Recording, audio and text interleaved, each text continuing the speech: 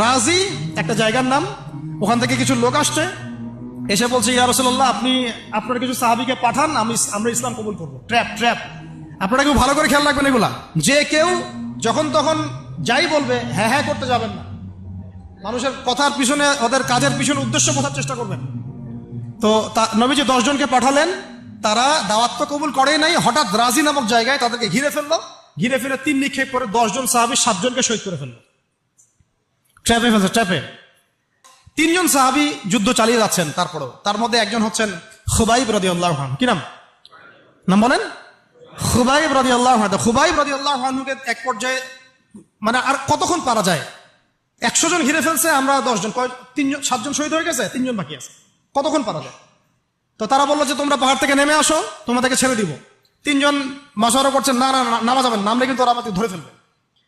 তারপরে বাধ্য হয়ে এক পর্যায়ে নামতে হয়েছে। নামার সাথে সাথেই একজনকে তারা মেরে ফেলছে, বাকি 2 জনকে তারা মক্কায় বিক্রি করে দিয়েছেন। ওই মক্কার 2 জনের মধ্যে একজন হচ্ছেন খুবাইব রাদিয়াল্লাহু আনহু। কি নাম?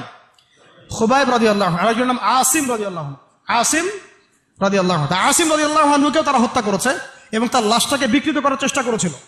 কিন্তু আসিম রাদিয়াল্লাহু আনহু ওই সময় দোয়া করেছিলেন, আল্লাহ আমার লাশকে কোনো কাফেরের হাতে বিকৃত হতে তুমি দিও না। যুদ্ধ করতে করতে কথাটা বলেছেন, কারণ তিনি বুঝতে পারছেন যে 100 জন ঘিরে ফেলছে।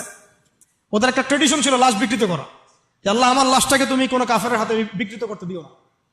তখন আল্লাহ রাব্বুল আলামিন তার শাহাদাতে পড়ে এক ঝাঁক ভেমরুল পাঠায় দেন, তারা তার গায়ের উপর বসে পড়ে, কোনো কাফের তাকে হাত দিতে পারে না। আল্লাহ পাক এভাবে সাহায্য করে। আর এইদিকে খুবাইব রাদিয়াল্লাহু আনহুকে বিক্রি করে দেওয়া হলো মক্কায়, তাকে জেলখানায় রাখা হচ্ছে। তো খুবাইব রাদিয়াল্লাহু আনহু জেলখানায় বসে আছেন, এটা একটু শুনেন আপনারা।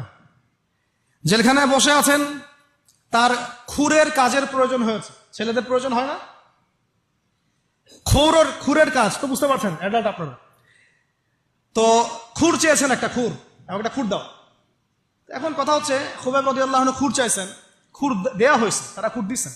তো খুর কাজ শেষ করার পরে ওই কাফেরদের একটা বাচ্চা, ছোট বাচ্চা, তো দৌড়াদৌড়ি করতে গিয়ে ওই জেলখানার ভিতর ঢুকে গেছে, খুবাইব রাদিয়াল্লাহু আনহুর কাছে চলে আসছে।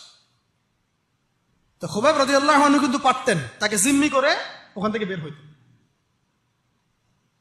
পারতেন না? তিনি কোলে বসে আদর করতেছেন বাচ্চাটাকে, যার বাচ্চা সে তো আতঙ্কে, এইবার তো অবস্থা খারাপ, আমার বাচ্চাকে মেরে ফেলে তো সমস্যা হবে।